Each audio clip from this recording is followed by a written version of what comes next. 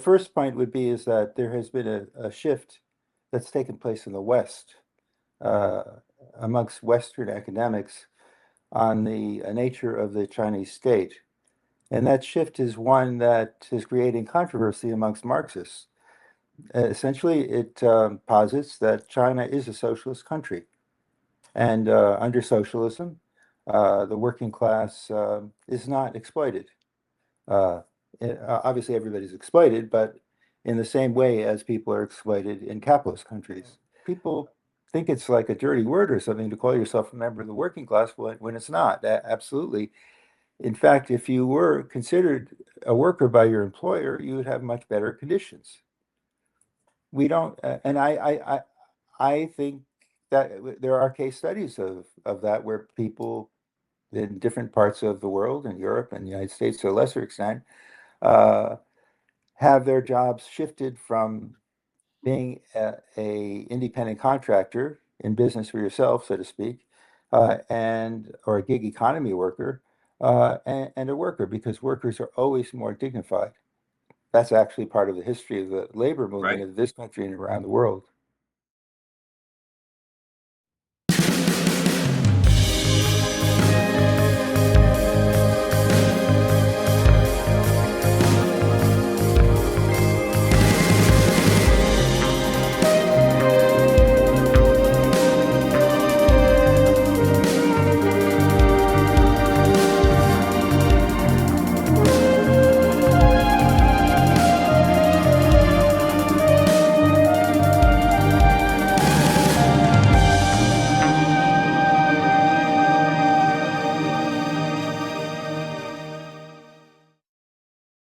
All right. Greetings, friends and comrades. Daniel's back again, this time with Immanuel Ness, to talk about Marxism and imperialism. I'm very excited to welcome Immanuel Ness, or Manny, if I might, who is an American academic. He's a professor of political science at the City University of New York, Brooklyn School of Humanities and Social Sciences. And Manny's work has really been important for me in the sense that there has, for me, and I'll just be completely honest, been a very big blind spot. And I don't think I'm the only Marxist in the U.S. that has a blind spot when it comes to understanding the global South, understanding the class situation of the working class. One of the things that Manny really writes about a lot, and I very much benefit from, is putting class struggle in a global perspective. You have written multiple encyclopedias and Oxford handbooks on things from the gig economy to economic imperialism to sort of understanding what we even mean by modern imperialism. And so part of what our objective is pretty basic. So this conversation is meant to orientate and to give a little bit of overview and even an introduction to some concepts that frankly get thrown around a lot without much precision. And they get, buzzwords and sort of concepts that are sort of dehistoricized. Can you maybe fill in some gaps of what I just mentioned? Introduce yourself to the audience, if you don't mind. Yes, thank you very much, Daniel, for having me on the show. It's a great honor to be invited. My work has centered on imperialism, and I would say that it has been a project of all my life, my entire, since I was a teenager, really, or maybe even earlier, to the present, and in which I'm trying to understand the world as a totality as opposed to individual nation states. And so, for instance, in the United States, there's a working class to some degree, and there are many different contradictions that exist here. Yet, at the same time, on a global level, there's a far higher level of oppression. And one only need go to the work of Marx to recognize the degree to which imperialism, in this case British imperialism, wreaked havoc on the Indian people. and how the Indian people revolted in the Indian National Revolution, otherwise called the Sepoy Rebellion, which is usually pejorative. So, in other words, throughout the history of Marxism, imperialism has been a very important thread. And I would say that you could hardly, I don't really care what people call themselves, but Marxism is uh, really not as useful without understanding imperialism. Imperialism is integral to understanding Marxism because there is an integration of an understanding of class, understanding of capital, and how class struggle emerges. And there are particular conjunctures throughout history where you have historical breaks. So when we think of imperialism, I remember a while back, actually, you're mentioning that handbook. One of the reviewers of the handbook said, well, when I think of imperialism, I think of Byzantium, Rome, etc. I think he was trying to kill the book, but that notwithstanding, um, that is important to understand those forms of imperialism too, in my view. But that trajectory of imperialism continues throughout history in different ways. So Marx was not wrong when he was analyzing imperialism through the lens of European, British, French, Dutch, Spanish, Portuguese imperialism. In fact, that work is extremely important because it reveals the principal contradictions that existed at that specific time. So by the time Lenin emerges, who I think is probably the most erudite on that question of imperialism, in his book, Imperialism, the Highest Stage of Capitalism, is as relevant today as it would be at any time, I think, in history. Um, of course, you could just change the numbers and the calculations that he makes about German imperialism and so forth. But he injects the notion of finance capital into the understanding of imperialism. So imperialism is not just about a state, a empire, a dynasty invading other countries.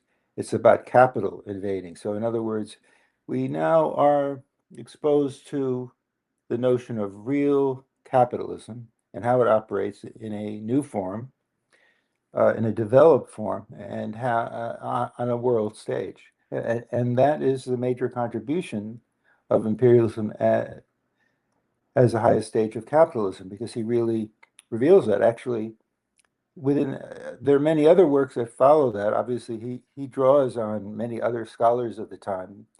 Um, so Rudolf Hilferding would be one of those people on finance capital. He wrote that very important book before Lenin's book was published. People like Hobson and others were examining the question of imperialism in the early 20th century.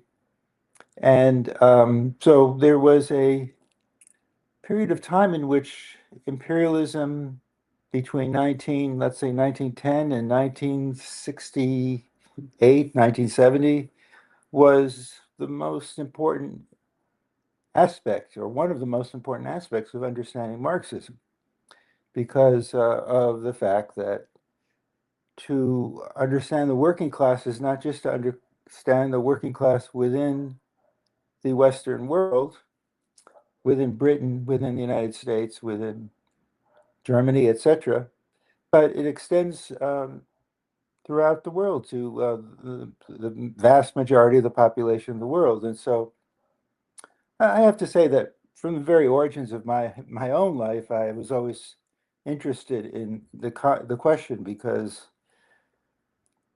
um, let's say, during the Vietnam War, I was a kid, and I remember a small kid. Actually, I remember reading the New York Times every day, hoping that the Viet Minh and the Viet Cong and the North Vietnamese would defeat the imperialists in an imperial war that the United States engaged in. That's something about me, but it's just it was something that actually had captured my attention from a very young age. And And so by the time the Vietnam War ends, I would say that the notion of imperialism comes to an end as well, or at least from the popularization of imperialism. And that may be one of the reasons why a number of people may question some of the ideas or have take interest in it, because it's taken on a growing importance in understanding capitalism today, to an extent that we see it every day in terms of speeches made by the President of the United States, by international agreements and so forth. One can see the imprimatur of imperialism injected through questions about trade and so forth. So that trade, for instance, I would argue that in looking at Marx's Capital, the three-volume work, if there were a fourth volume, I think it would have been on imperialism, because by the time the 1880s and 1890s roll around, it becomes, like I said before, the principal contradiction within the capitalist system, because the working classes of the West, in Marx's context, Britain and Western Europe, are beneficiaries in some way of imperialism. No, of course, actually, Engels says it best in his 1883 foreword to his 1844 book, The Condition of the English Working Class.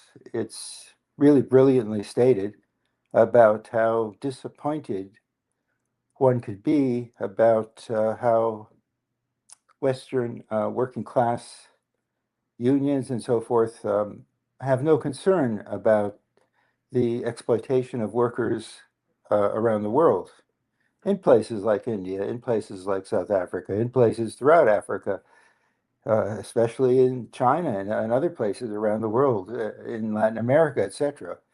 So, and even Lenin himself, just writing a few years later, does mention notions of unequal exchange that exist, which are now highly popularized, that exist between the North and the South, if I can use that terminology. There are many different terminologies we could use.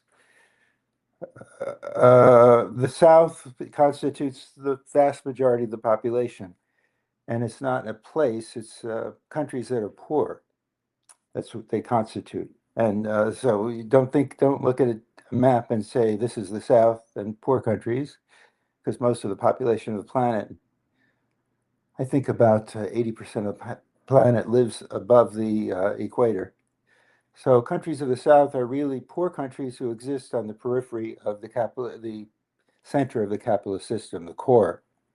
And so, there has been a significant amount of literature on the subject that sort of comes to an end around the 1970s, early 1980s, but especially the 1970s, when you have the ascendancy of Western Marxism, which obviously got its basis within the early in the aftermath of the Soviet Revolution, actually, the Bolshevik Revolution, when people were disappointed that the Bolshevik Revolution did not produce the perfect world.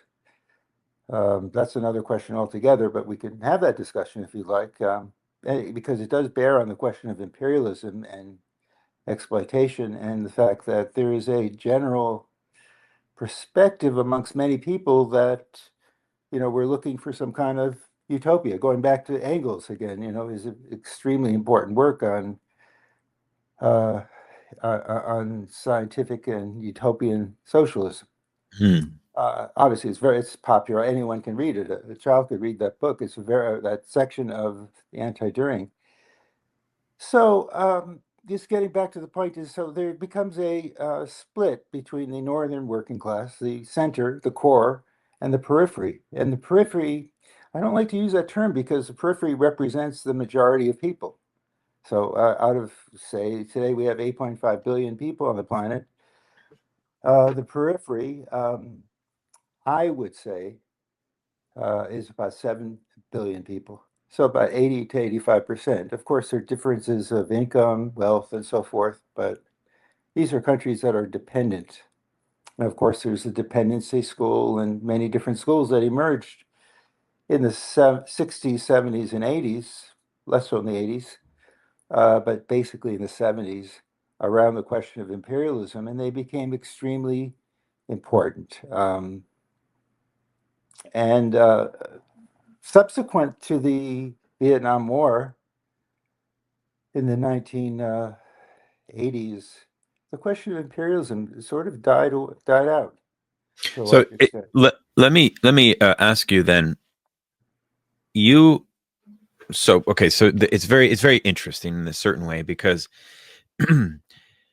Mao had the idea and Lenin had the idea that imperialism, well, in the case of Lenin, it's a weakest link theory, Yes. which made Russia eligible or vulnerable for the opportunity of revolution.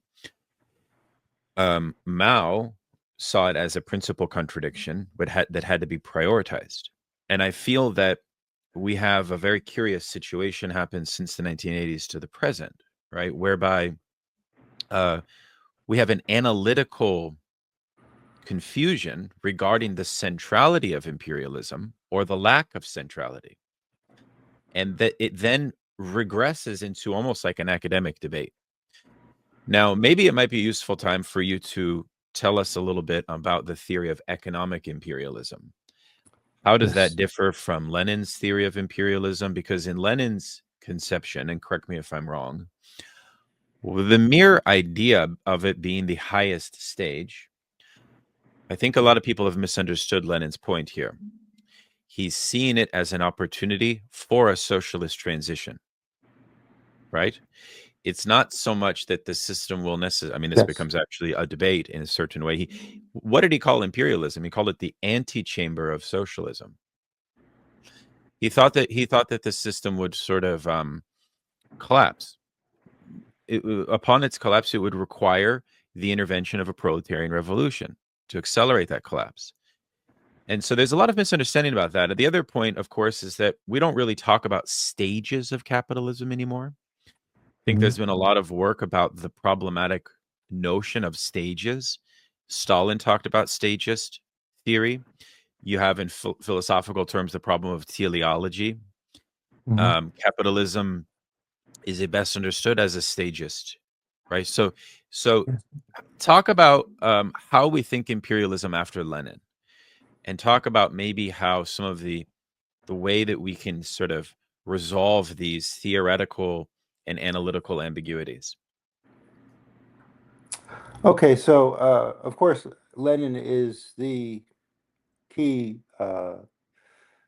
person, the key theorist of imperialism, and his work remains important throughout this time. But of course, then, as you pointed out very well, capitalism has stages of, and it has to be periodized throughout time as it changes in form and so forth. And in analyzing each of these questions, I guess going from Lenin to Mao, um, in the case of Lenin, he basically deep sixes the whole notion of, he leads the path to deep sixing the whole notion that revolutionary transformation will take place in the North.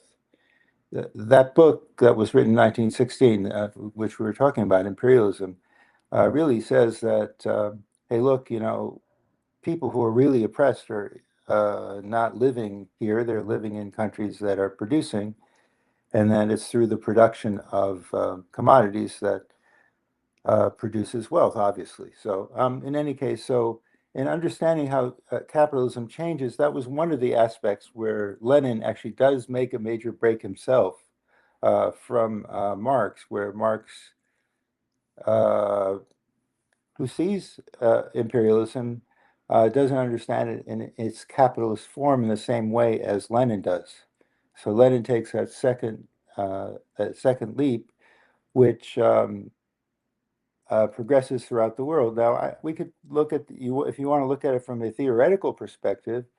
There is certainly the development of different schools of thought that emerge within the framework of imperialism, because there is the notion that from different perspectives that the global South, third world, etc., needs to advance itself, yet is somehow prevented from doing so. And the reason why they're prevented from doing so is because of what Immanuel, a great scholar of the 20th century, pointed out, is unequal exchange. I think actually that's probably the most important book to read if you want to understand the mechanics of imperialism on a global scale.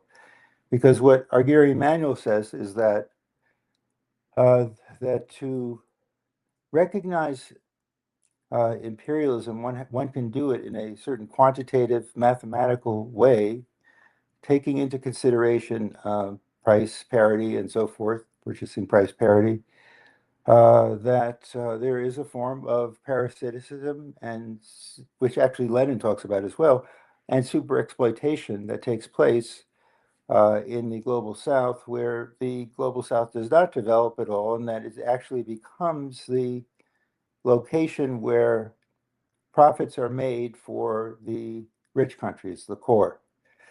Um, so I would say that Argiri Emanuel, also Samir Amin, he looks at it from a different angle. Of course, I think they agree on many of the points. Samir Amin's major work obviously takes a historicist perspective in understanding different empires of the past, and argues that the West has largely become dominant, and through its technological advancement is able to control the world and control economies within the world in a highly deleterious way. So I would say, and we also have Andre Gunder Frank, who's writing about the same kinds of topics with respect to Latin America in terms of unequal exchange, so, and lack of development in the global South. So I would say that theory on imperialism and practice are very much connected to one another. You mentioned Stalin, and I think it's very useful to use his work as well, because he sort of consolidates the notion of a divided world between rich and poor peoples, and that class struggle could be waged within one country, and socialism can be achieved in one country. At the same time, he actually distinguishes between the degree to which socialism will take place in countries that are poorer rather than richer, because as we all know, that there's no revolution that took place of any great significance at all, socialist revolution that would be, in the global North. And that all revolutions that sustained themselves over a period of time took place in the global South, and all communist countries, or countries that call themselves communist, are in the South and have been in the South, or on the periphery of the Western Europe and North America. So when we refer to the weak link, do you want me to explain that Yeah, for that the might be listeners? helpful. Yeah. Yeah. Okay. Well, actually, the weak link is actually something that still remains highly examined amongst people, especially in the global South, who live in countries that are part of the weak link. These are countries that are highly important to the capitalist production process on a global scale. And these are countries that have significant class contradictions. These are not the poorest of all countries, but they're probably the most unequal.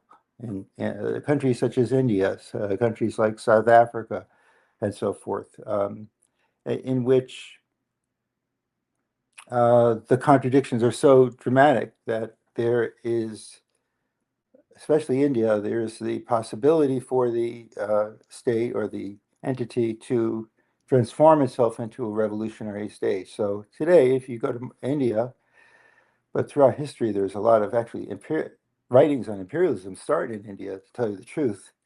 The most early writings are from India. They that continues to this day, that there's a definite perspective amongst most Indian Marxists, not all of them. We can get into those distinctions if you want to. We certainly can, but we may not want. You may not want to. So uh, that India is the weakest link in the global production system, because there is the most uh, contradictions that exist between the extraction of surplus value and poverty on a huge scale. Parasiticism that exists. So, in other words, India is a country. What do I mean by India as a country? Is that it is not a comprador state. It is not a appendage of any other state. It's not the equivalent of Britain's colony. It is actually a state upon itself, which has production and has other things, but that are highly integrated into the global north, where the vast majority of people in India are living in a state of poverty. So that weak link is a weak link on a chain, and it's a one in which the potential for transformation is the greatest. So most people would say India would be that place because of uh, the extraction of profit is probably at the greatest level in place. I would say, if we're going to go around the world and just say make a generalization, I would say India would be that place. So yeah, so this is helpful. One of the debates that we have in my group, on this show, as well as in my I host, as you know, a lot of study groups on Marxist books, and we've been studying Domenico Lacerdo. We've had Gabriel Rockhill on. I also am doing work on Althusser. Mhm. I've had Jacques Rancière. So I bring a lot of different voices. I'm not really dogmatic. I mean, I Mhm. certainly have my perspectives, right? But Right. I'm not. But I also want to be humble that we haven't figured things out, obviously. Agree. And one of the questions that has been a productive debate across all different expressions of Marxism is the question of labor aristocracy.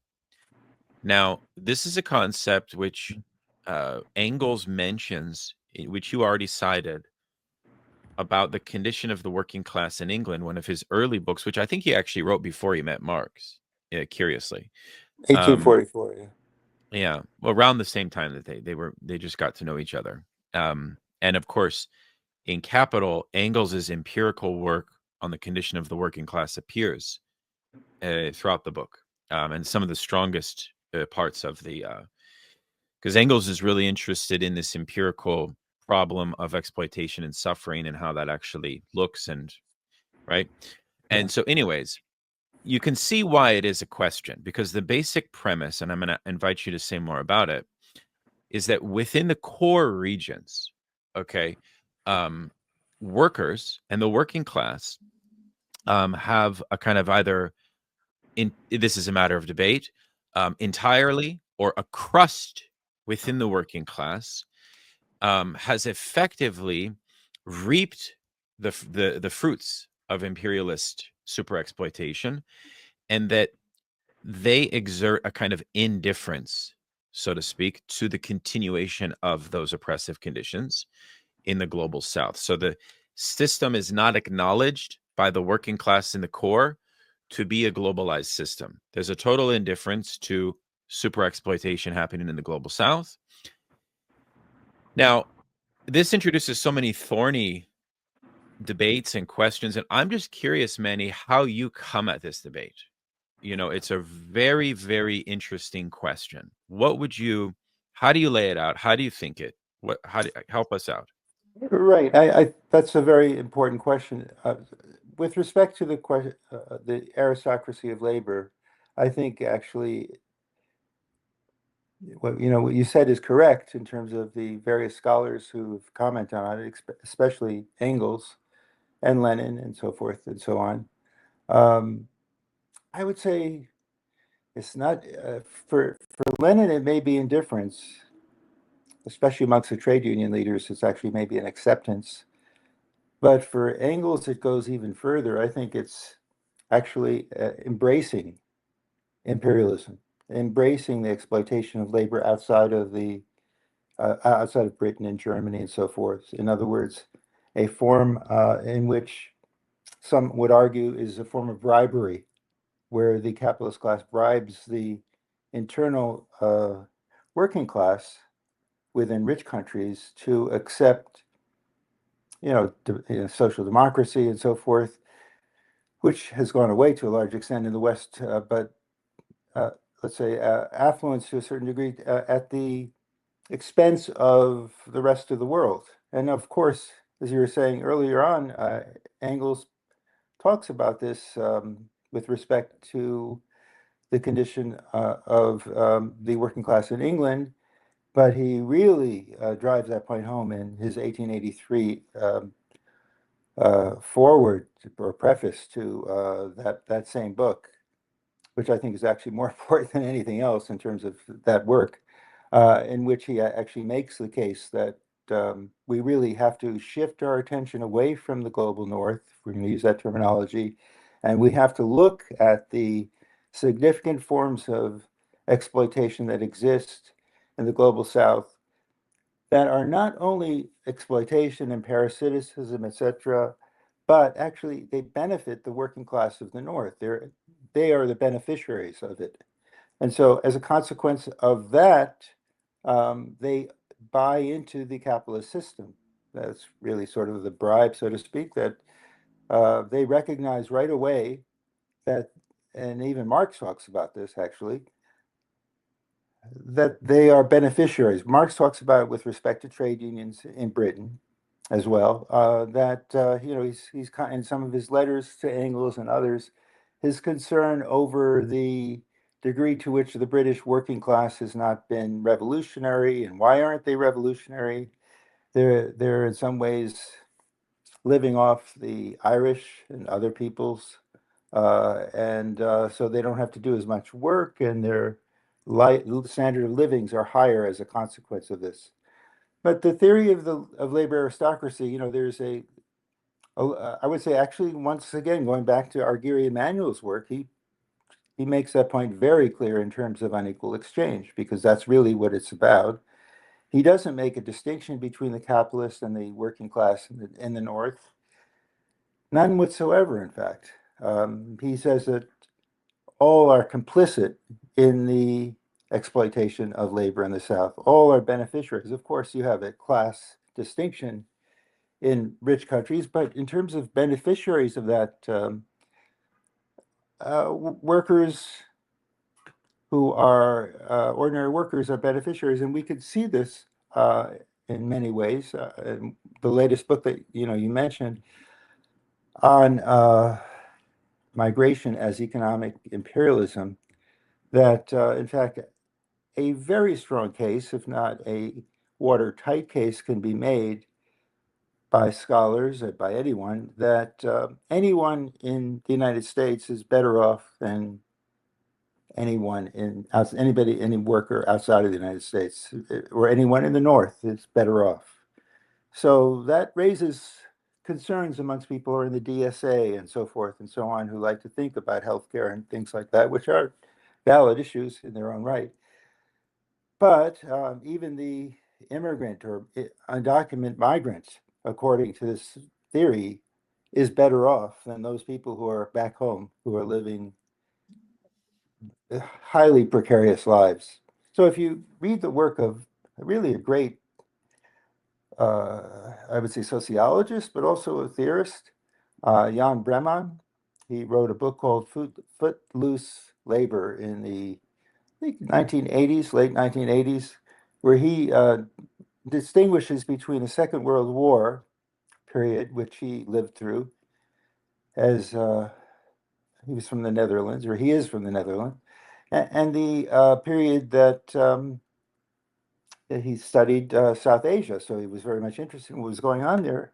And he said, well, his mother said when he was a kid during the Second World War that, we're going to overcome this at some point in the future. If you read some of his works, even his more recent works, this is his own biographical interpretation through some of his works. And when he goes to places like Pakistan and India and so forth and so on, he says, well, there is no hope. There is no hope of essentially they're living under the same conditions of depravity, even greater depravity than during the Second World War, and yet at the same time there is no hope to get out of that system. It just doesn't exist. People will live their lives without any kind of hope, and the only hope is actually to leave the place altogether. And the population that is capable of doing that is very small and minute in some context.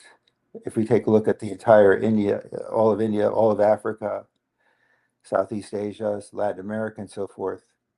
So I think Bremon's work, it's called Footloose Labor, is a very important book in terms of that, where he does talk about the migration of a working class, a peasantry, which is forced off the land into urban areas, which are really rural urban areas, where there is no running water, no facilities whatsoever, no electricity, no roofs. People live outside where people get their warmth through burning fires and so forth, and people live under the most abusive conditions one can imagine. Uh, Anyone has to, you don't have to go very far to see it in terms of just go to Delhi, India, and you'll see it. You'll go to Yeah.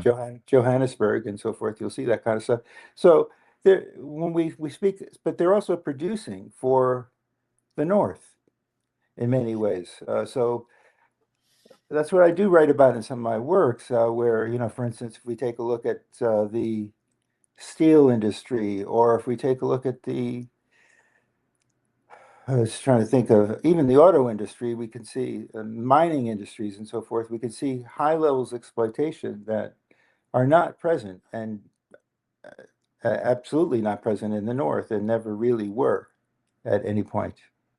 But it's interesting. I mean, it's a conundrum in my opinion, because while I see the point from the macro level, I would also want to suggest that one loss that could emerge is a challenge within the core regions to address the class struggle in its granularity and in its specificity.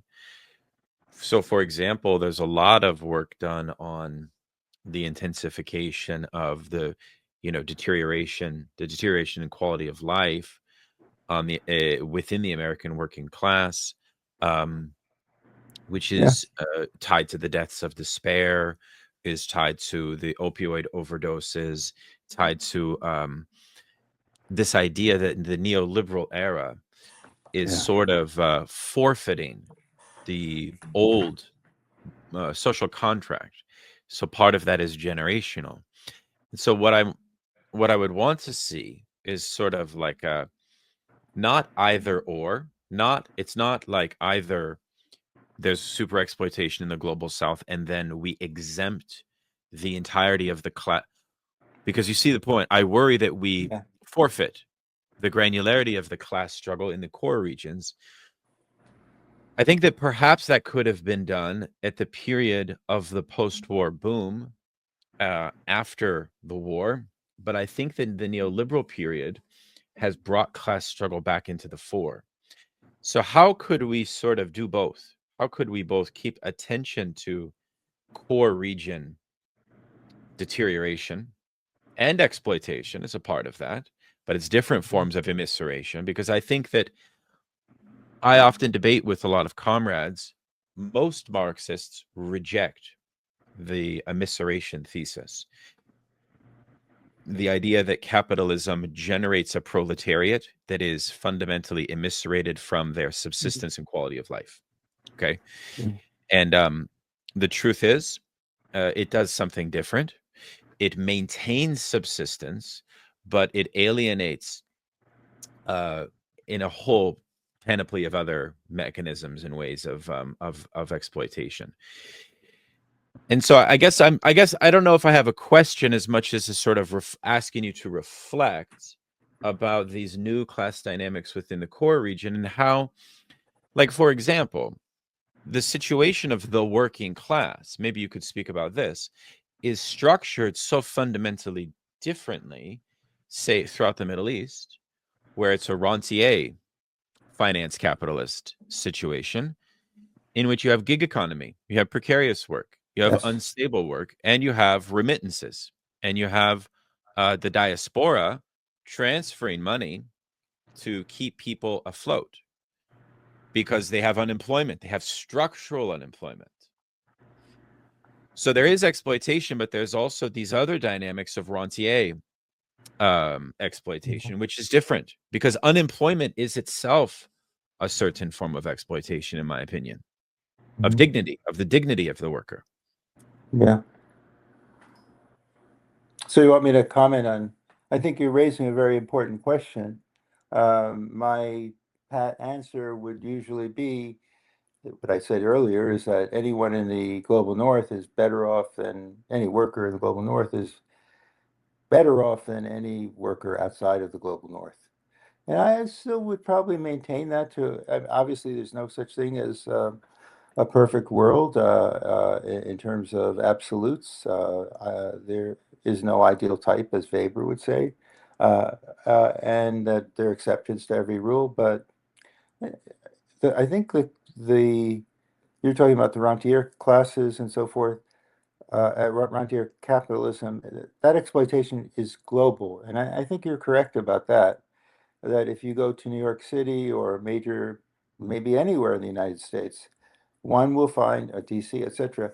One will find people who are gig economy workers who are paid extremely low wage. They're not even paid as they're not even considered workers to some degree. They're on their own.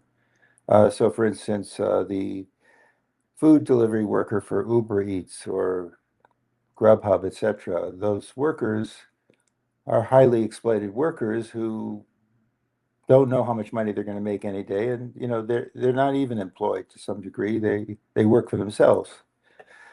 Yet they are essential. This is what I argue is that they're essential to the economy. That the U.S. economy could not exist without them. Yet they're highly exploited workers. And actually, Saskia Sassen wrote about this in the late 80s, I believe, late 1980s.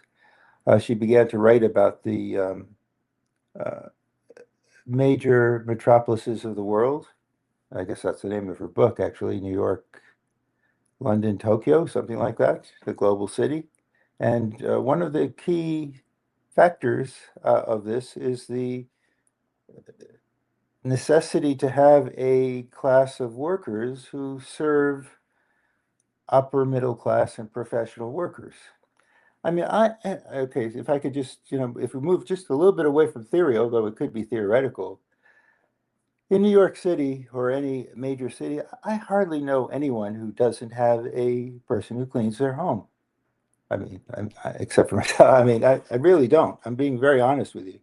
That they have people who come in and clean their home and that probably happens almost anywhere in the world, in the OECD regions of the world, where you have people in one way or another who are engaged in that kind of labor. Sassen hits a very important point.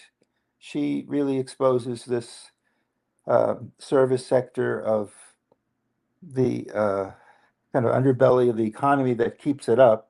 People who do laundry, people who deliver food, people who make food, and so forth and so on, who are highly exploited.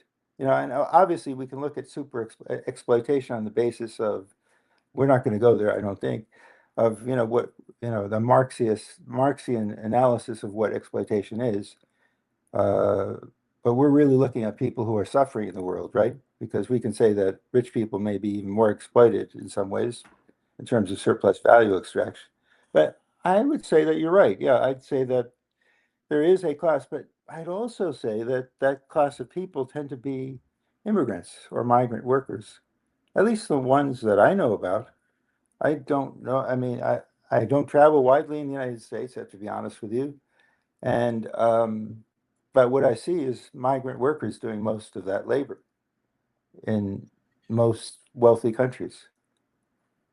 So are they Americans? Yes, they're part of the American working class. So I will make no, I think people make that distinction that these are, well, they're foreigners. No, they're the part of the American working class, actually. Mm. And yet, and they're highly needed in this economy. They are the people who drove the ambulances during the COVID pandemic and so forth, and so on. They were the people who did the most rigorous forms of work that was necessary during that period of time and continue to do that kind of work. And yet they're the ones that are faced with deportation on a daily basis, imprisonment, and deportation. So I, I think that we really have to be clear about this, that this is the American working class that we're talking about. Yeah, but it's a good distinction that is frankly a kind of philosophical debate that Marx and Engels have with different socialistic, because religious communists like Moses Hess and Willem Weitling during the time of 1848 Right.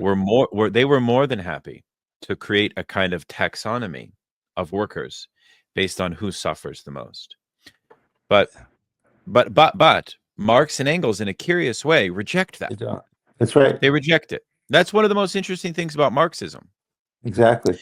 because Marxism doesn't want to reproduce a religious conception of the suffering of labor. Absolutely. Yeah. So, can you say something about that? Because that, I think that takes a lifetime to learn. It's very subtle. It's an frankly, it's probably why Marxism is still such an important discourse, Right. because it moves beyond the religious framework of thinking about this issue. Yes. In fact, people still do use that same taxonomy that you're talking about of say, well, these people are the most exploited, and they're not really Marxist necessarily. It's not a Marxist analysis whatsoever. A Marxist analysis would posit that those people who are, um, and this is again where the unequal exchange theory comes in, those people who have the highest level of surplus value extracted would be the most exploited workers.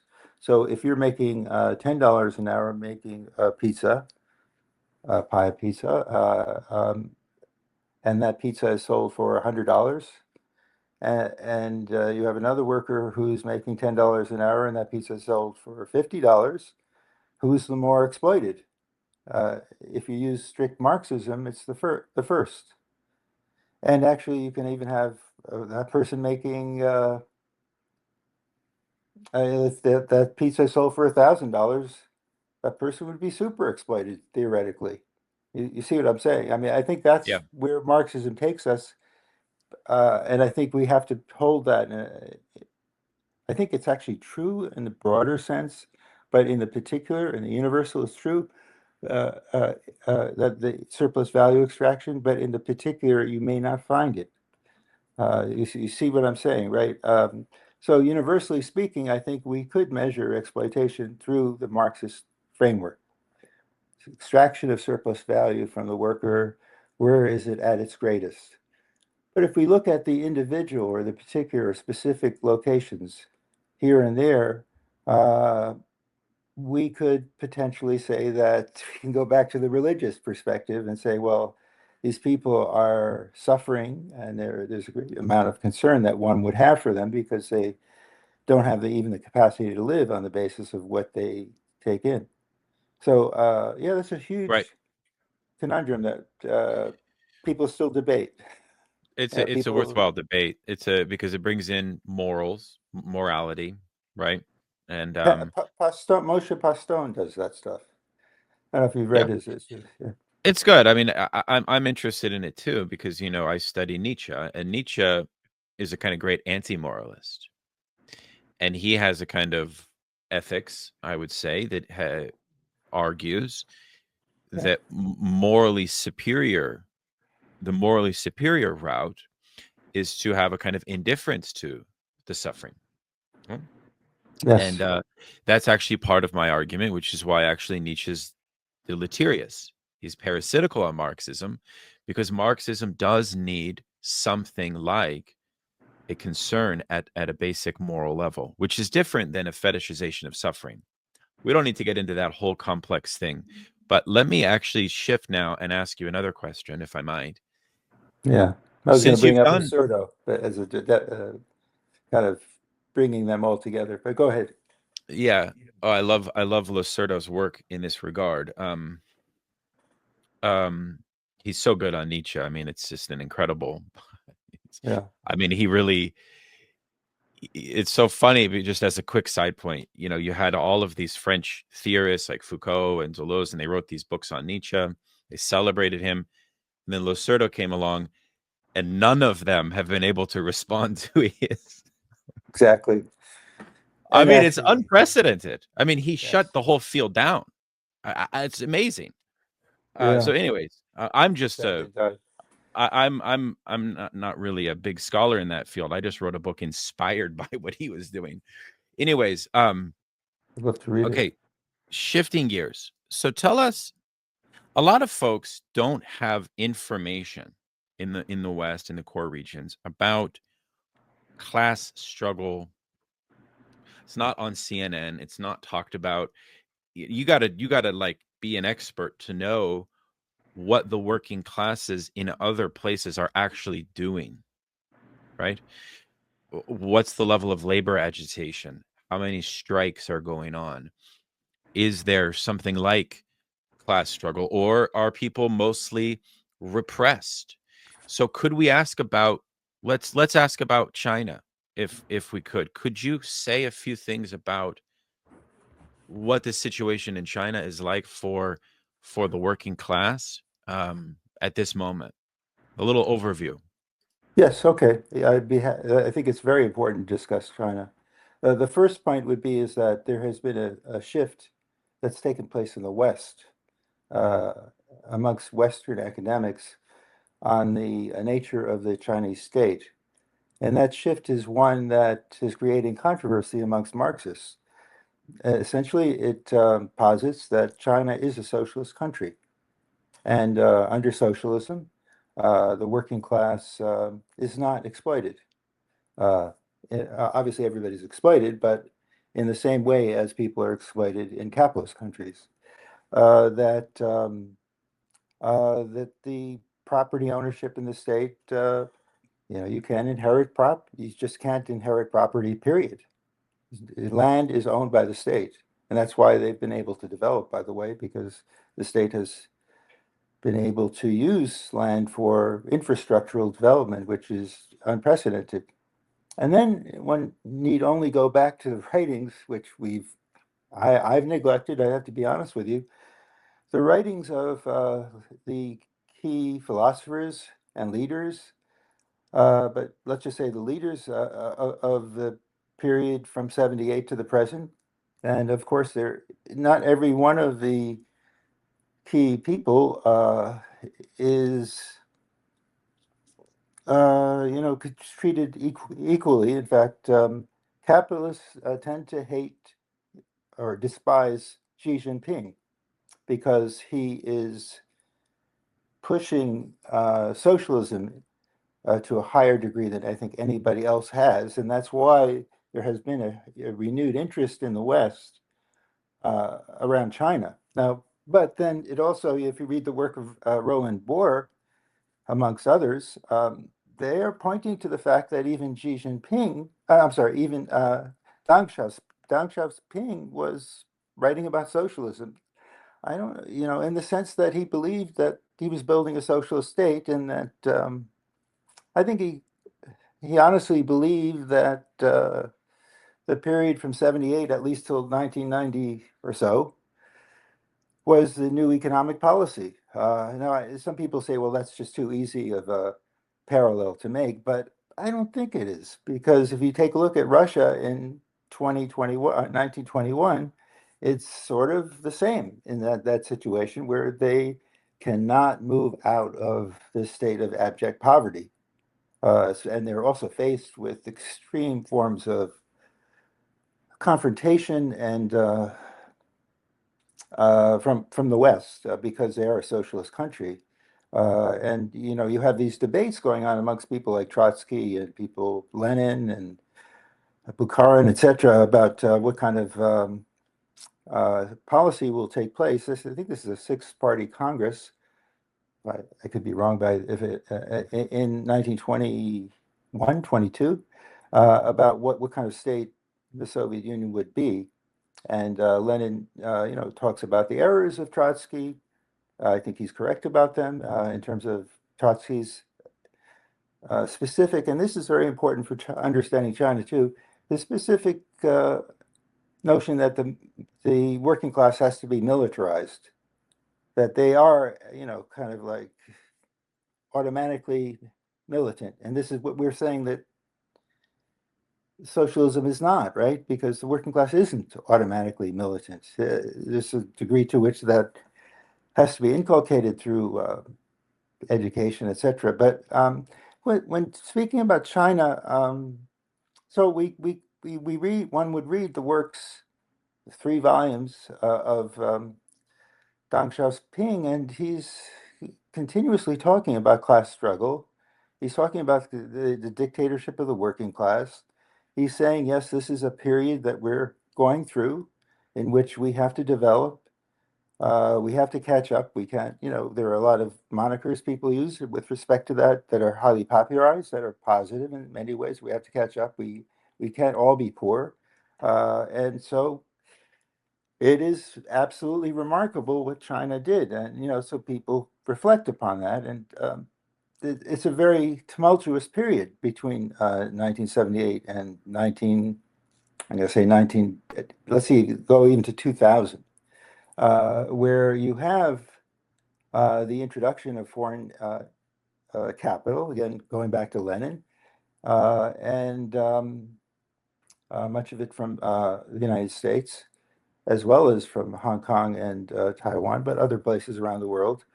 And as a consequence of that, there is a form of exploitation that emerges. But at no time does Deng Xiaoping say that workers should not struggle against it. He's saying that they should continuously struggle against that, and the state, and they have the state's backing for that. In practical purposes, I think that there is a historic analysis that we can use, that increasingly the state has become far more, it's transformed since, let's say, around 2005, 2010, or even, you could even say 1992, if you want to go, right after the 89 events. Early 90s, they begin to transform themselves into one that's highly more cognizant of the fact that they are a worker state, and that their policies are going to be directed at promoting the interests of the working class, and they're going to activate many of the organs of the state or apparatuses of the state to advance them. And many Westerners like to use Western metrics to understand China on virtually every issue, which we can have a discussion about that if you'd like. Especially under Xi Jinping, but even before, you had the beginnings of reforms taking place. You had massive strikes that were taking place around 2008 to 2013, 14, something like that. I remember being in China at that time, just watching what was happening and so forth. The state did not, I mean, they focused on 2 or 3 different incidents where people committed suicide and so forth at the Foxconn plant and so forth. That's documented and so forth. But uh, subsequently, you don't really see any of that anymore. The examples that people, and they're like looking for examples. The China Labor Bulletin is looking for examples when even the Chinese Labor Bulletin has to own up to the fact that yes, there is organizing taking place. People are forming unions. What they do, China, I should say who the Chinese Labor Bulletin is. An outfit or a cutout of the CIA in some respects, but led by this person, Dan Hanfang, who was involved in the Tiananmen Square events and made it to the United States, somehow made it back to China. I don't know how, and then was made his base Hong Kong. And so he set up this outfit called Chinese Labor Bulletin, and they analyzed strike activity. And like I say, I don't think during the early 2000s or late 1990s, that might have been something that was apropos. But today, China, if you consider yourself a socialist state and you want to practice it, and then you would say, well, if it is a socialist state, the state should be able to resolve those disputes without having to have a strike, without having to have a major conflict and so forth. I don't know. I don't know what you think about this. Just throw it back to you. Like, so for instance, I've gotten to the point where going to the work of Guy Debord, like people want the spectacle of a strike to see it and say, oh, these people are on strike and they're going to fight who are they going to fight? I guess they're going to fight against the capitalists and so forth. They do that in different ways in China, not in the same way. I mean, it's not done in as, as openly as it is in other countries, but I would say it's not done at all here, virtually, because there's hardly any strikes in the United States. I can get into that if you'd like, because I have a pretty good feeling of how the working class is repressed, as you were pointing out in this earlier in this discussion. But yeah, I think that there's to use this term, I won't use it, a complex that people in the West, Marxists in the West, have for the spectacle. And I think Debord is right that there's this like spectacle that people want to see, and for people in the West, it's the strike, opposition to the employer that is viewed through a strike, withholding of labor, which is very important, of course, and it exists everywhere. It exists in China and so forth, every part of the world. But as a Chinese state, they don't suppress it. They try to resolve those disputes in through a system that actually works, as I've seen, firsthand, a system that actually resolves dispute after dispute because that's inevitable to happen. There are, of course, exceptions that the Chinese state is trying to address, as well as its trade union, the ACFTU, which has another issue that bothers me, that people feel that the ACFTU has no autonomy, which it does. But the one point I would say about that is that, for instance, Western labor scholars, which I am, but Western labor scholars would say, well, okay, well, the focus is on the gig economy, the platform economy, and so forth, and these workers who are working for Methuen, delivering this or that, or Didi, equivalent of Uber, and yet at the same time, if you read ILO reports and you actually see what's going on, they have a unionization rate in that sector. We're talking about millions of people of 24%. Now, of course, people in the West will say these aren't really unions, so they're not really organized. But in fact, they are organized and they do use the union for resolution of disputes, just in a different way. Now, to be completely honest, not every worker knows, not every worker is as class conscious as the other one. People have, go about their business just the way we do here in this country, trying to make a living, trying to do the best they can. It's a different society, of course, but I think you can. There is definitely a Chinese socialist state that is emerging and unfolding in some way or another. We'll see what happens in the future. That as Torkel Lawson would argue, remains the best hope that we have on the Yeah. planet. So, Yeah. Thank you. Yeah. Couple thoughts. You asked about Guy Debord, and what you introduced this idea of the sort of what you're making me wonder is sort of what are the historical conditions that prime labor agitation. Under 10% of the American workforce is unionized currently, and I would contend that the repression of labor has been manipulated through the spectacle to express itself in other domains other than labor. You this Exactly. is right. This Yeah, is a great tragedy because to the extent that Marxism has a rationality to it, well, part of our rationality would be to reroute antagonisms back into labor. We want more. We want the expression to be there. We don't want it to be, racism or nationalism or, all of that. exactly, exactly. I think liberalism wants it like that because liberalism then would be able to not challenge capital, right? So that to me is a Great. question of education. But maybe I could ask you, yeah, looking historically, how can we reconstitute a militancy for the cause of labor in this period where the capitalist forces have, like you said, almost pacified everybody? That doesn't mean that people are not agitated. No, they're extremely agitated. Look at Absolutely. Donald Trump won again. That's, come on, like, it's all about labor conditions, but Absolutely.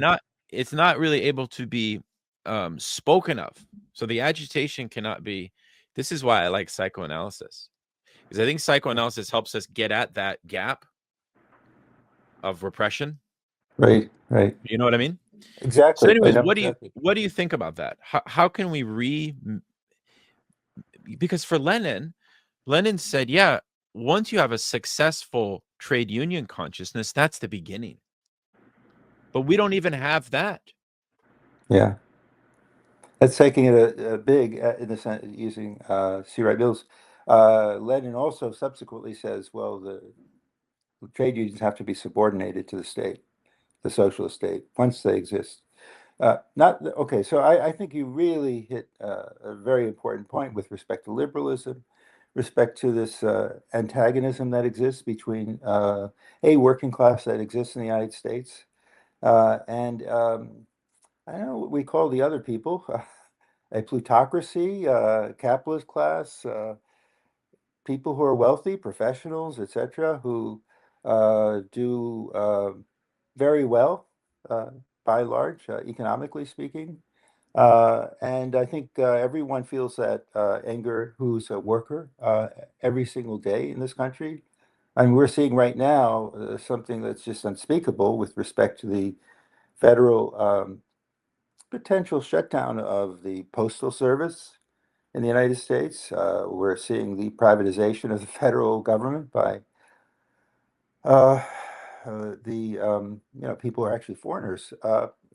And so I would say that you're touching on something a raw nerve for many people in this country who see no way to express themselves except for voting for Donald Trump, who is actually going to screw them even more by engaging in these policies that undermine not only the dignity of labor, but remove their jobs completely so that they don't have any work whatsoever in many contexts. Of course, there is some fight back. Labor is extremely weak in this country. I'll just give you one point.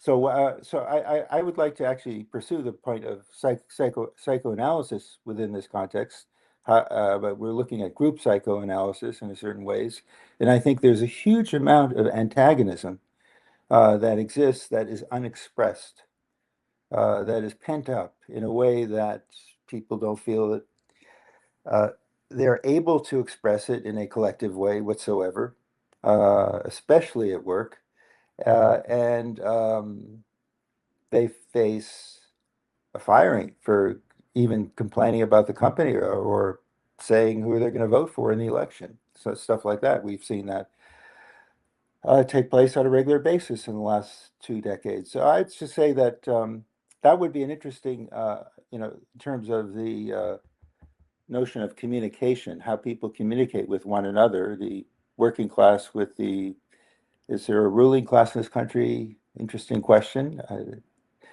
I'll just say that it's a very wealthy country that has very rich people and where almost everything is privatized. So that we are all, to a higher degree than almost anywhere else, dependent on the private sector for our survival in almost every aspect of our lives. Anyway, so if you look at the strikes, the spectacle, between 1940, between the 40s, late 30s, early 40s, and the mid 1980s, you had an average of about 450 strikes of 1,000 people or more. Pretty good, I would say. Well, I'd say that shows class consciousness on a certain level. Now, if you were to compare it to the year that everybody celebrates, 2023, a year ago, really, where there was an upsurge in strikes amongst the auto workers, and Screen Actors Guild, and so forth and so on, or writers, there were like 10 strikes of 1,000 or more. Are we going to get back to 400? I doubt it. I just don't see it, and that's why I mean, it's not just one of the reasons, but why I look to other places where there is a working class that is struggling in one way or another. So in China, people are, it's a worker state. It's called a worker state. In fact, it's called a dictatorship of the working class, which means that the state is constituted to advance the interests of the working class. Of course, back in 1950, 49, 50, it was an agrarian working class, and the country, people have expectations that, oh, as soon as you identify a problem, it's going to be resolved. But in fact, it takes time to resolve problems. People like and feel comfortable in their old ways as a consequence of earlier struggles. And so the working class is really reactionary in a certain way in most parts of the world, almost everywhere. They want to keep what they have. They're not really searching for more to any great degree. When something is taken away from them, they'll actually fight back or if they can't survive in some cases. Um, so we have what's so interesting about China is that you have this dynamic of urbanization, in the largest urbanization that's taken place in the history of the world in terms of number, 300 million people, or no, even maybe 4 or 500 million people. It's 65% of the population is urban, but no, one should not forget that there's about 500 million people who still live in the rural areas. So it's still agrarian, and the country in about 1950 had about 500 million people. So it's kind of interesting in that way. So you have this urban population that is employed by the private sector, by the public, state-owned enterprises, and so forth. And there are some issues about who is designated as a worker, who is not designated as a worker. Um, Yet at the same time, people the state, is responding to it, but as well as the labor unions, which I actually see in many instances as independent, even though people would argue, well, because they have a relationship to the state, they're not independent. Now, that's a very controversial question that most people will disagree with me about. But, I actually see, I mean, this goes back to the early 21st century that there, people form their own unions, and they continue to form their own unions in China. They elect their own leaders on a local basis. How different we don't even do that here to a large extent. How many people vote in their union elections, if you think about it? And we don't at all vote in there are, except for one or two, three unions, major unions, people don't have the right to vote in national elections for union leadership. But anyway, so with respect to China, just to take it full circle, and the question of the working class, which you're referring to with respect to the United States, um, I think China is in a state of transformation into a modern urban state. And, we live in a real world, and that takes time for things to work their way through. And we're seeing over the last, since 2014, 2012, 2014, we're seeing an improvement of living conditions that's extreme, a high level of improvement of living conditions across the country. Yeah, is there discontent? There's discontent everywhere. But that is unprecedented, I would say. And people are doing it without having to go on strike. So when we go back to the United States, if you buy that, okay, I'm just saying that if you agree with me, some people might disagree with me. Uh, in the United States, we can't go on strike, right? But you go on strike, you're fired, basically. That's not true in China, by the way. Um, never, almost never true. You're not fired for going on strike or withholding labor. In the United States, you are fired, and so people don't generally go on strike. We go back to the Hirschman, which is a kind of mainstream liberal scholar. People exit, right? They rather just say, I'm leaving the job, going on to the next one, and then the next one, and one after that. Rather than that's how they protest. They move from away. I mean, really, that's the way we do it. We don't protest on the job. We just say, I'm going to just try to find a better job where I can get a better way of pay, a higher pay.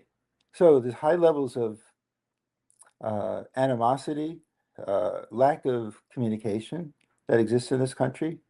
What I mean by communication is the ability for people to express themselves, both in the offices, in the workplaces, and certainly publicly.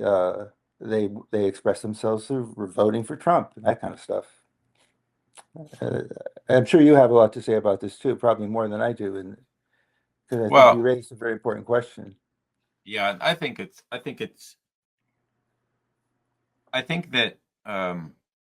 to tie it back to our imperialism conversation, one of the things that I think that I find interesting is that for many years, about the time that the global economy began to change, Marxist scholars began to abandon imperialism as a Mhm. sort of way of thinking about global capitalism. Most famously, this appears in the early 2000s with Hart and Negri's Empire series, where Yes. they basically, and that's John Bellamy Foster has made an interesting association between the abandonment of imperialism and the embrace on behalf of like the New York Times and the liberal intelligentsia of the Hart and Negri approach, which I found interesting. But um, Yeah. what I'm driving at is sort of a question, which is um, to tie together these ambiguities about the status of labor struggle, working class struggle globally. We're at a historical low tide, a low point. Even in your comparisons of China to the US, in both cases, it pales in comparison to the mid 20th century examples that you shared For different reasons. for Yeah. different reasons, but still nonetheless it's muted. It's Yeah. And so there's a question about how we can, as socialists, reignite a type of labor militancy, a class consciousness, that old term. Is my question is, do you think that the anti-imperialist approach might offer the best way to do that? Because that's one of the Yeah. questions that Lenin gives us, and Lukács also talked about this a lot, Yeah. which is that when imperialism takes hold of the capitalist system, class consciousness is affected. Uh, you know what I'm Yes. saying? And so there is a sort of correlation there.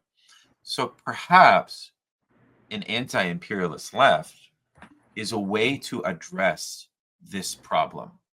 Would you agree or would you not agree with that? You refer to an anti-imperialist left in the United States, right, or in the West? Yes, but beyond. I mean, but primarily in the West. Yeah. Yeah. I've been thinking about that question quite a lot lately. How people in the West can advance the interests of the working class. themselves as well as others, yeah, in a mutual way. And so, yeah, I think, people back in the 19th century and 20th century, there were international working class associations. Marx formed the First International, what is called the First International and so forth. And they believed in international solidarity. We don't see that anymore. I don't see it. I have to be honest with you, if you go to China, they're concerned with conditions of the working class in the United States. You might be surprised by that. It is true. They're concerned about what is happening to workers in this country, and they would like to see those conditions improve. Uh, uh,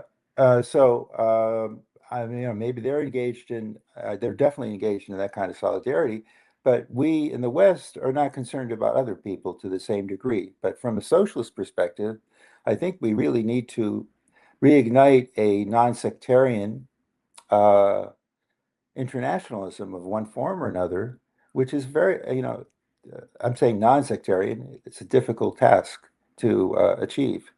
So we either do it on our own or we do it with a couple of people. I mean, there are networks that exist out there of people who are working on these issues and examining these questions. Most of them are intellectuals, but they're also people who are activists, people who are interested in advancing the cause of workers in the Democratic Republic of Congo, who are engaged in mining and are highly oppressed. And there is the emergence, by the way, of new communist parties, especially in Africa, believe it or not. It's very interesting, where they're following the works of classical works of Marxism, not the um, Western Marxists, as you were putting it. They're looking at them. So, but you also mentioned the point of Western Marxists.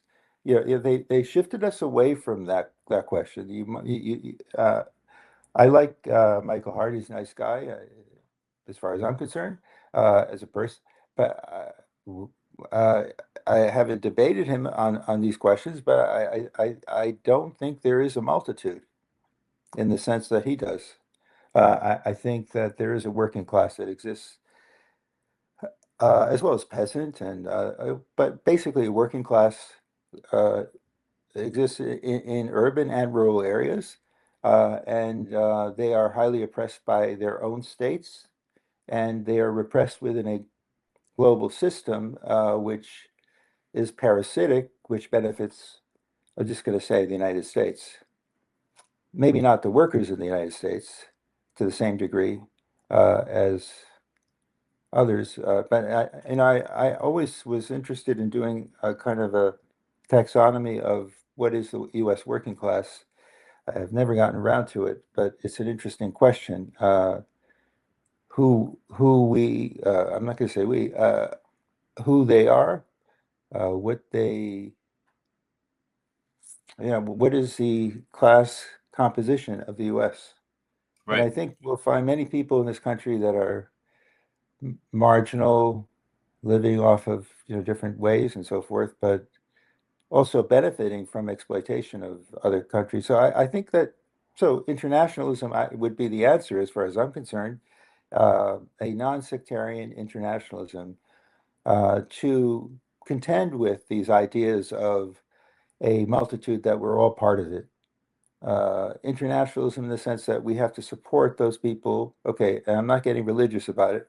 The oppressed, going to the using Fanon in that context, that there is an oppressed that exists in the world that is engaged in class struggles continuously, who don't have organizations in many instances. Uh, I can get into that if you'd like to. I've studied that closely. And yet they still struggle in one way or another for dignity on the job, for wages. One thing I found in the third world, global south, however you want to call it, is that there is something about work. People like to work. I mean, they like not to work, but Yeah. you can't just be idle all your life. Right. So and I think that's from a Marxist perspective too. It's not about ending work. It's about dignifying work. Correct.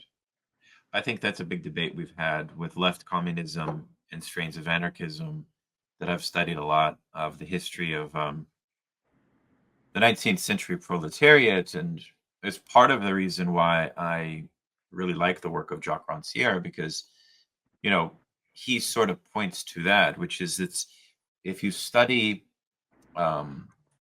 artisans and petty bourgeois that got that sort of lost their position and went back into the working class, um, it really hinged upon the question of dignity. And just as for the lumpen proletariat, so I totally agree with you that this is the sort of heart of the problem. I wanted to ask you a practical question. A lot of comrades that are part of my group are in the gig economy. Could I ask you how are workers in the gig economy fighting against it? And what are some ways that people have done that successfully, either in the US or beyond? Because it's obviously a global, I mean, it's one of the most pernicious systems Yes. imaginable. How do people organize in the face of it, and what has been successful? That's well, of course, I think unfortunately we in the United States, I'm going to try to end it on a positive note. The United States or the West, there is the certain complex, I'm using that term specifically, that we have here, where rather than advancing our own interests on our own, that we need advocates. I completely reject the idea of advocacy for gig workers. I think gig workers have to go out there and fight and struggle with support of other people. So, for instance, in the 1990s and 2000s until now, you've had all these organizations that formed. They were called worker centers, it still are, and they really metamorphosed into advocacy organizations because they weren't able to organize those workers, mostly immigrant workers, but not exclusively, because the gig economy extends to everything we do in many instances, writing books or articles and so forth and so on. Um, I mean, practically speaking, I think that we need to fight for the idea that we are actually listed as workers, that we are workers, but we're not constituted as workers. We're constituted as self-employed, or people are constituted as the working class.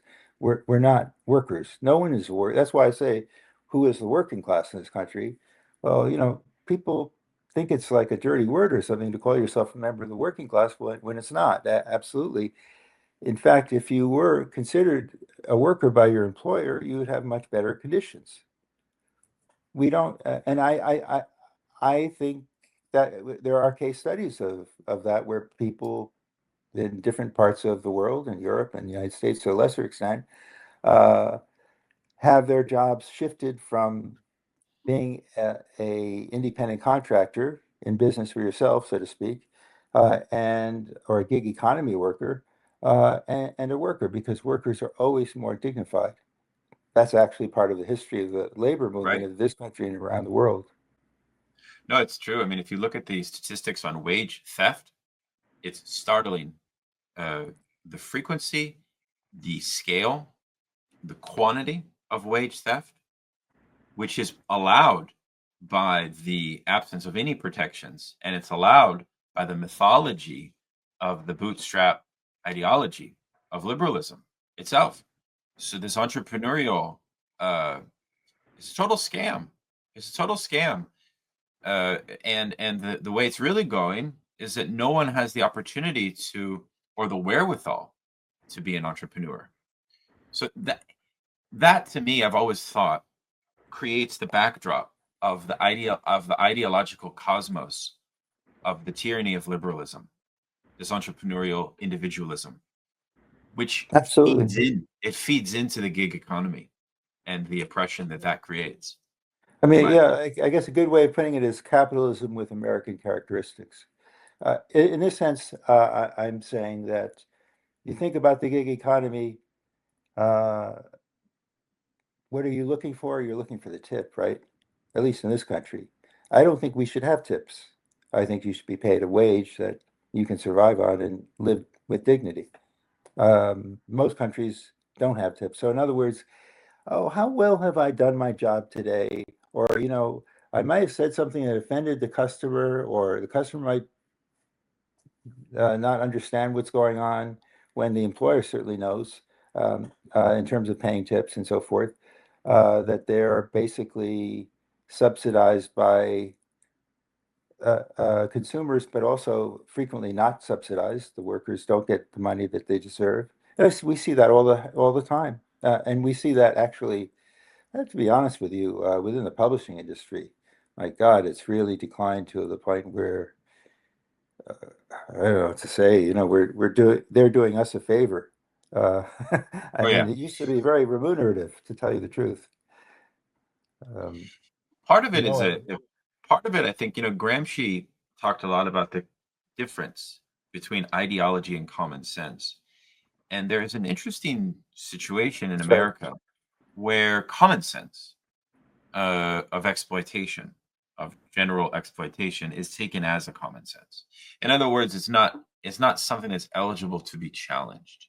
So this idea of and there's a funny anecdote of Trotsky when he came to America. He was at a diner, and he I forget the exact story, but he was protesting with his comrades he was eating with this idea of the servers receiving tips, as you were saying, and he was totally kicked out of the diner. Nobody would have it because this is so embedded in American ideology, right? This kind Yes. of subservient relationship to the boss and to authority. It goes unquestioned. It has to go unquestioned. So and maybe the imperialism of American, um, I always call it algerism.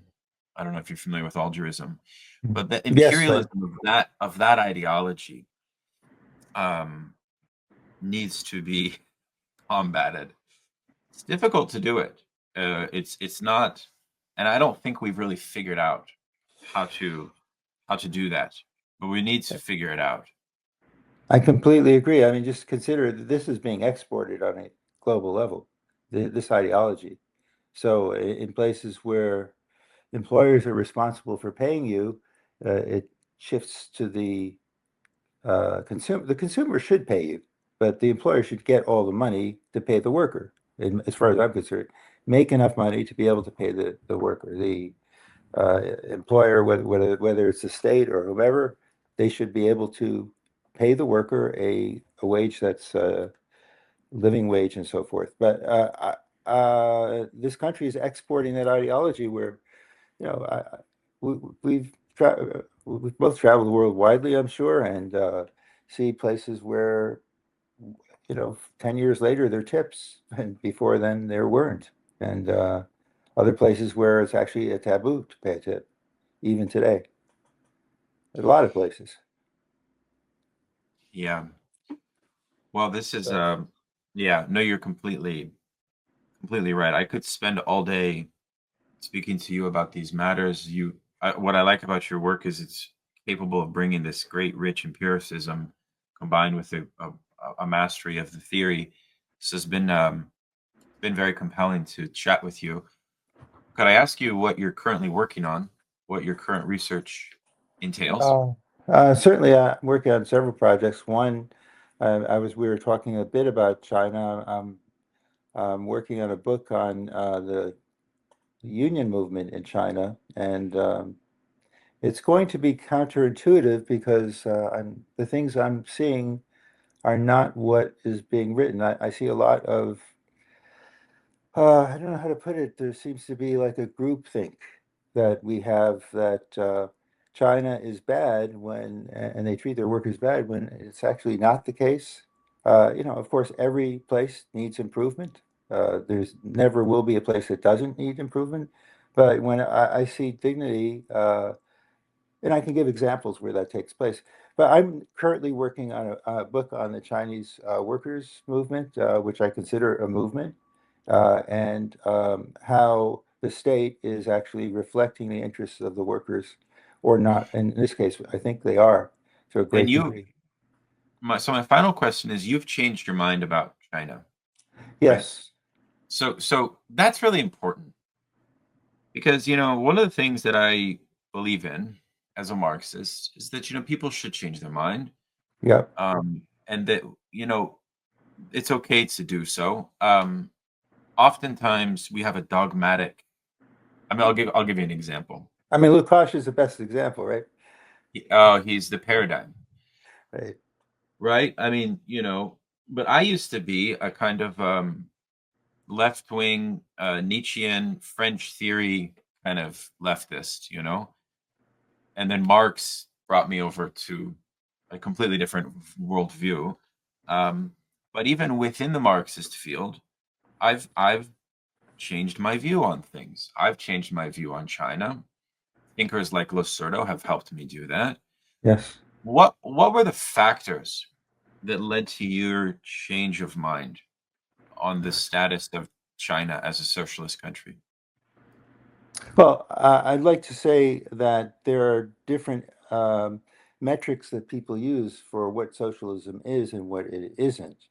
And there was a general, people had, scholars had said over, and they continue to, that China is not a socialist country. And in 2013, I went to Guangdong province, which is in the southeast littoral of China.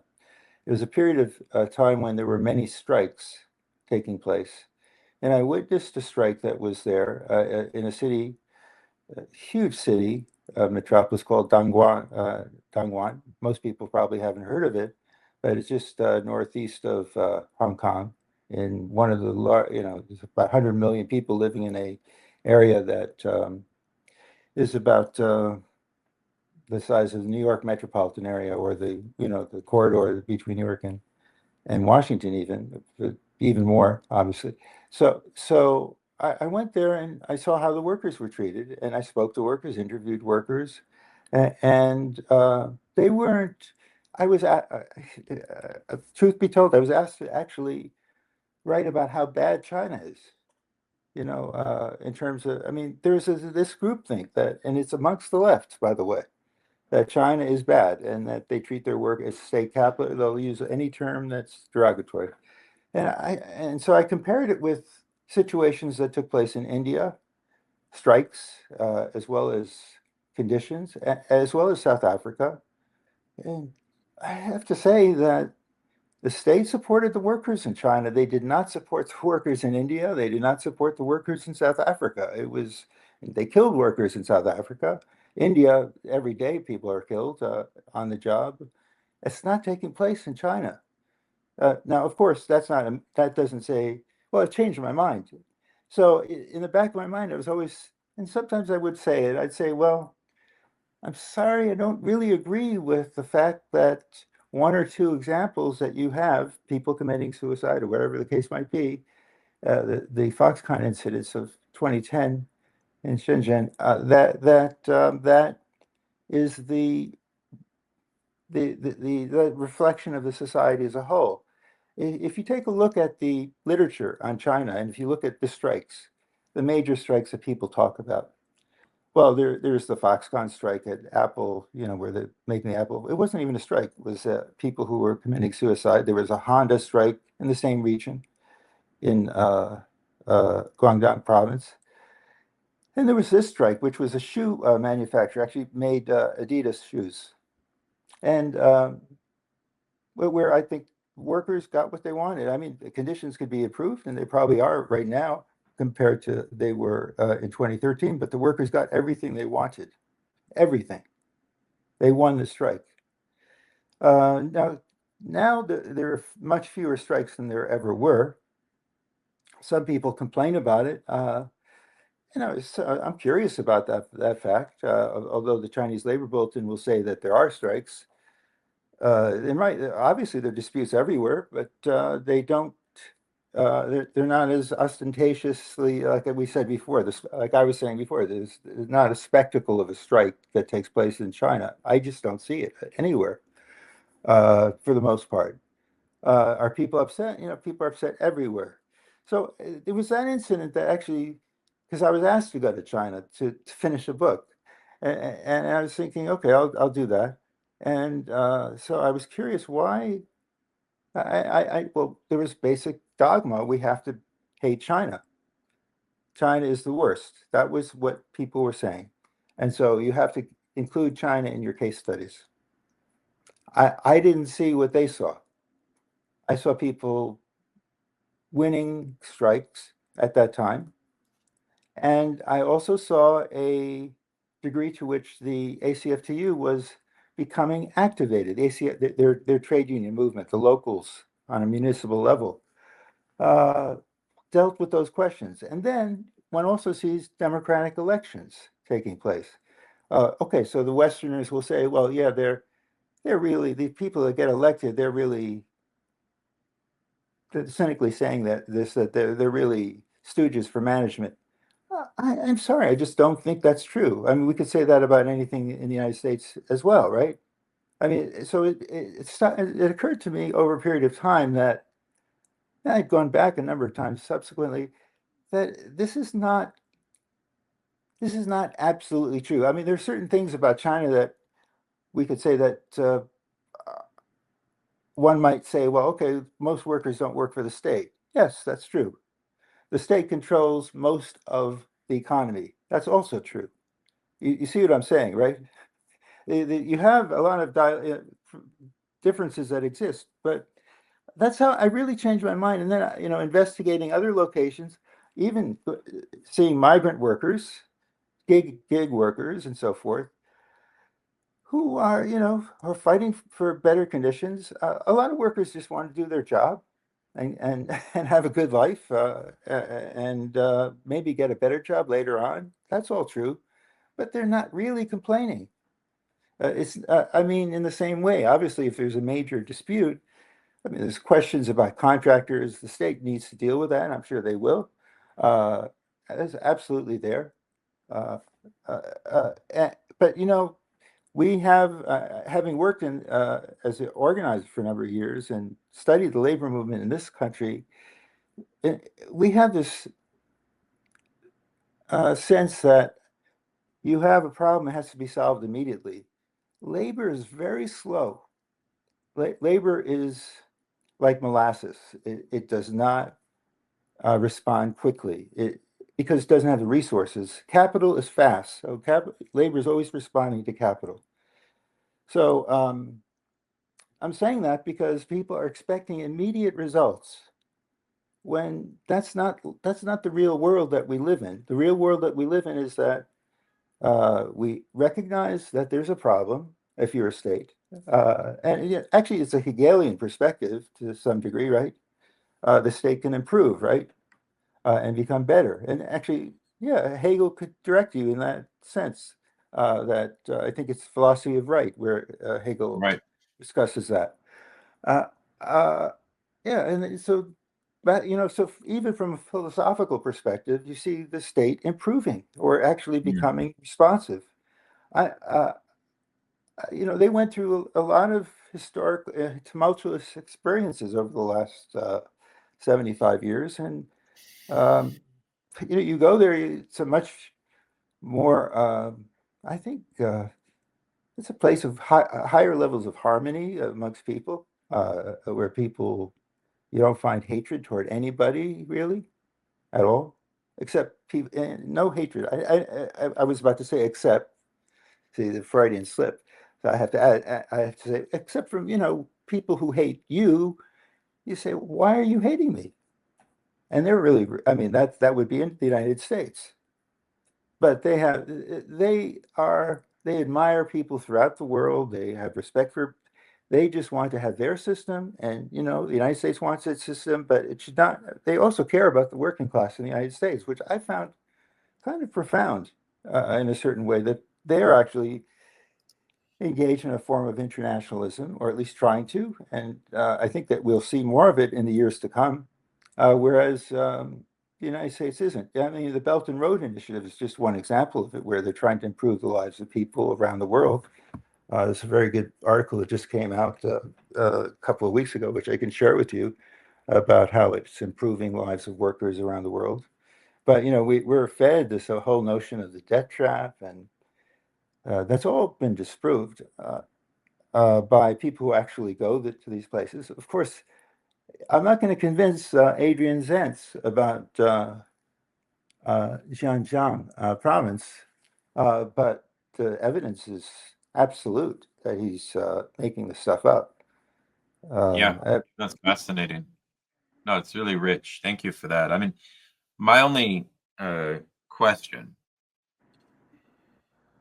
is that if China is considered as a sort of success case of a socialist state, and we adopt a view of the state in the way that you've outlined it, um, that doesn't imply, right, a kind of easy uh, modeling of that path, precisely because Mao, who initiated the communist movement, never conceived of the state in this precise no, way, right? So right. you see my point. It's temporality. It's like a two different temporalities of the class struggle. Absolutely. Two Absolutely. totally different.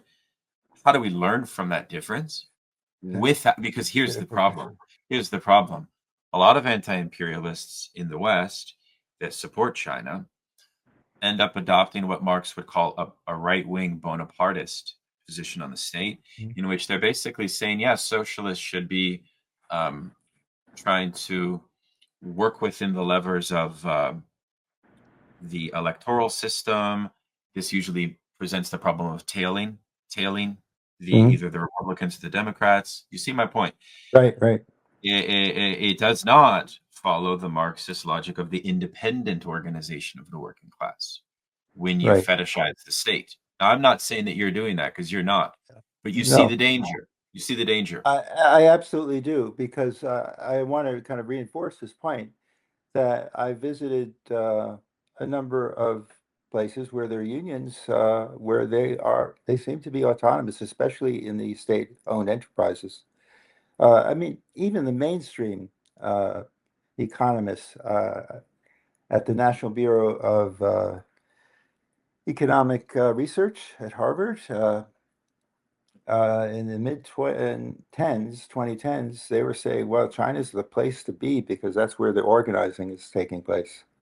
Yet you have other people who are saying, well, all you need is an organization. But I also think that, if you read the speeches or the books that Xi Jinping has written, he believes very strongly that the state is a worker state. Yet at the same time, he also supports worker struggles that take place within China. I am not fetishizing China. I mean, I'm just like, I'm finding it remarkable that so many. I don't think there are many people in my. I'm not a campus in any way, but I try to be accurate in evaluating things. I really do. I think it's very important to not make things up, which many people do, or not engage in propagandizing in any way whatsoever. But I think that we're facing propaganda with respect to the world, and China is one of the places. And yeah, they went through a period, it was very difficult, and I will make this case, in the 1980s and 90s. There's no question about it. The, industrialization and the urbanization of the country, of 1.4 million people, billion people, sorry, is not easy to do. And there will be problems. There will be a lot of, well, we'll say challenges to overcome within that context. And I find it remarkable. So people will say, well, there are these people who haven't really, aren't happy. Well, you're going to have people who are not happy anywhere, who are going to be critical, and that's absolutely true. Or people who don't like the system, they'll say, well, I'd rather be in a system where you're exploited and I can exploit you. I noticed that these people in the United States, by the way. But anyway, so No, no, completely. I think what we're going to see in the next few years is the intensification of anti-Chinese and anti-socialist propaganda at a level we couldn't dream of, because the geopolitical focus of the imperialist power in the West is trying to reposition to China. And that needs to be backed up with a big propaganda, cultural propaganda. So for socialists in the West, whether you like China or not, you will be this will be thrown in your face as a major question, political question. I think inevitably. So they want to start something, right? They're initiating something. maybe a new So international, who knows? Yeah. yeah, we need internationalism. So look, I mean, on that note, I just want to thank you for talking to me today, and I thought it was very enlightening, and I'm sure my audience really benefited a lot from your insights, your many years of research in this material. So thank you for your time. I'm learning every day, and I learned a lot from you today, and I'm going to start reading more Nietzsche, who I need to pay. I've read Lacerdo's Nietzsche, but not really much else. I had your book, by the way.